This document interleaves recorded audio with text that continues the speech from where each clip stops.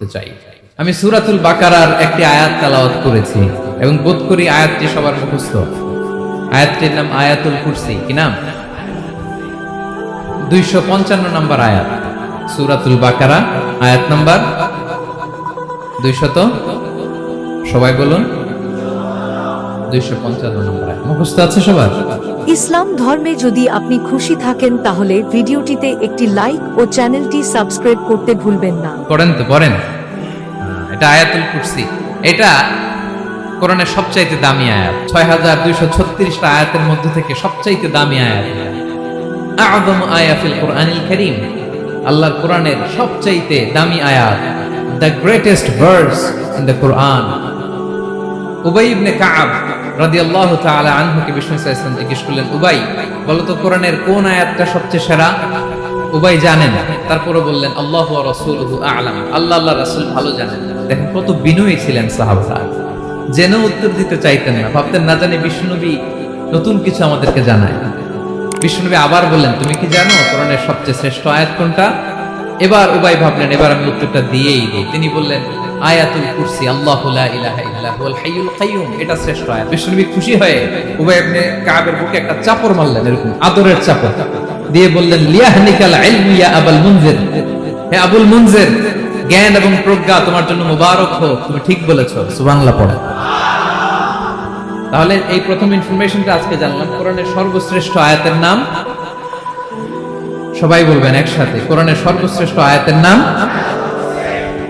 কোন সূরায়? আয়াত নাম্বার 255। এত আয়াত থাকতে এই আয়াতটা কেন সর্বশ্রেষ্ঠ হলো রে ভাই? এর কারণ এই আয়াতের ভিতরে আল্লাহ তাআলা তার নিজের পরিচয় তুলে ধরেছেন। এই আয়াতের ভিতরে আল্লাহ তাআলা তাওহীদের পরিচয় দিয়েছেন, একত্ববাদ, তিনি যে এক, একক। আমাদের রব কয়জন? নাকি দুইজন, তিনজন? কয়জন? আমাদের রব একজন, এক আল্লাহর পরিচয় আছে। এখানে আল্লাহর জ্ঞান, আল্লাহর ক্ষমতা, আল্লাহর কুদরতের বিবরণ আছে। এই একটি আয়াতে আল্লাহর 4টা আসমাউল্লাহিল হুসনা আছে। আল্লাহর 4টা সুন্দর সুন্দর নাম, আল হাই, আল কাইয়ুম, সবশেষে আছে আল আলী, আল আযীম। মোট কয়টা? জোরে বলেন। আল হাইয়ুল কাইয়ুম দুটা, আল হাই একটা, আল কাইয়ুম একটা।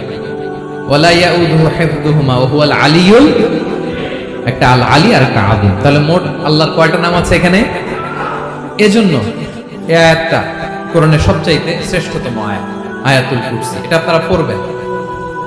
বিষ্ণু ঈসা ইসলাম বলেন, মান ক্বারা আয়াতুল কুরসি দুবুরা কুল্লি সালাতিন মাকতুবাতিন লাম ইয়ামনাহু মিন দুখুলিল জান্নাতি ইল্লাল মাউত। প্রত্যেক ফরজ সালাতের পরে যে ব্যক্তি আয়াতুল কুরসি পড়ে তার জান্নাতে যাওয়ার ক্ষেত্রে আর কোনো বাধা থাকে না, একটা জিনিস ছাড়া, সেটা হচ্ছে মরণ, মৃত্যু। লোকটা মরে না তাই জান্নাতে যায় না, মরলেই জান্নাতে। প্রত্যেক ফরজ সালাতের পরে যদি কেউ আয়াতুল কুরসি পড়ে তার জান্নাতে যাওয়া কেউ ঠেকাতে পারবে না, কোনো বাধা নাই। একটা বাধা আছে, সেটা কি? মরে না, না মরলে জান্নাতে যেতে পারবেন, মরলেই। তাহলে কত ফজিলতপূর্ণ আয়াত বলেন। বাতুপা হাতের আমার কলেজার টুকরা ভাইয়েরা, প্রত্যেক ফরজ নামাজের পরে এটা পড়বেন ইনশাআল্লাহ। বলেন সবাই, প্রত্যেক ফরজ সালাতের পরে এই আয়াতুল কুরসি পড়বেন। এবং বিষ্ণু ঈসা ইসলাম বলেছেন, যখন ঘুমোতে যাবা, ইদা আওয়াইতা ইলা ফিরাশিক, যখন ঘুমোতে যাবা আয়াতুল কুরসি পড়বা। যদি পড়ো, আল্লাহর পক্ষ থেকে আপনার সিকিউরিটির জন্য আল্লাহ একটা স্পেশাল ফেরেশতা নিয়োগ দেয়। সকাল পর্যন্ত আপনার সিকিউরিটি দেয়, শয়তান আপনার কাছে আসতে পারে। ফজরের পরে পড়লে মাগরিব পর্যন্ত সিকিউরিটি, প্রোটেকশন ফ্রম আল্লাহ। মাগরিবের পরে পড়লে ফজর পর্যন্ত প্রোটেকশন ফ্রম আল্লাহ। তাহলে দিস আয়াতুল কুরসি শুড বি আওয়ার ওয়াজিফা, ডেইলি ওয়াজিফা, at every morning and every evening for every Muslim. ঠিক কিনা বলেন? প্রত্যেক মুসলিমের স্পেশাল ওয়াজিফা হবে আয়াতুল কুরসি। ফরজ নামাজের সালাম ফিরানোর পরে আস্তাগফিরুল্লাহ আস্তাগফিরুল্লাহ আস্তাগফিরুল্লাহ 3 বার, সুবহানাল্লাহ 33 বার, আলহামদুলিল্লাহ 33 বার, আল্লাহু আকবার 33 বার, লা ইলাহা ইল্লাল্লাহ ওয়াহদাহু লা শারীকা লাহু, এগুলো পড়ার পরে আমরা আয়াতুল কুরসি পড়ব। তাহলে জান্নাতে ঢোকার এন্ট্রি আমার কেউ ঠেকাতে পারবে? তাহলে পড়বেন সবাই আয়াতুল কুরসি। এই হচ্ছে আয়াতুল কুরসির ফজিলত। জাদু টোনা, বান, ব্ল্যাক ম্যাজিক, এগুলোর অনিষ্ট ক্ষতি আছে না নাই? অনেকের সমস্যা, বলে হুজুর ব্ল্যাক ম্যাজিক করেছে, জাদু করেছে, বান মেরেছে, এগুলো থেকে আল্লাহ তাআলা আপনাকে প্রোটেকশন দিবে। শয়তান আপনাকে ওয়াসওয়াসা দিতে পারবে না, কাছে আসতে পারবে না। জিন এসে আপনার ডিস্টার্ব করতে পারবে না। জিন পরে ডিস্টার্ব করে না? হ্যাঁ, এই প্যারানরমাল বিষয়গুলো, সুপারন্যাচারাল যেগুলো, জিন পরি ডিস্টার্ব করে। আয়াতুল কুরসি পরে ফু দিবেন, কাছেও আসবে না। সুবহানাল্লাহ। প্রোটেকশন দিবে কে? তাহলে রামাটেক্স গ্রুপের আজকের প্রোগ্রামে আমরা সবাই একমত হলাম যে আমরা এখন থেকে ডেইলি ফরজ সালাতের পরে আয়াতুল কুরসি পড়ব, ঠিক কি না? কিন্তু তার আগে তো নামাজটা পড়তে হবে নাকি? হ্যাঁ, 5 ওয়াক্ত সালাত জামাতের সাথে পড়বেন তো?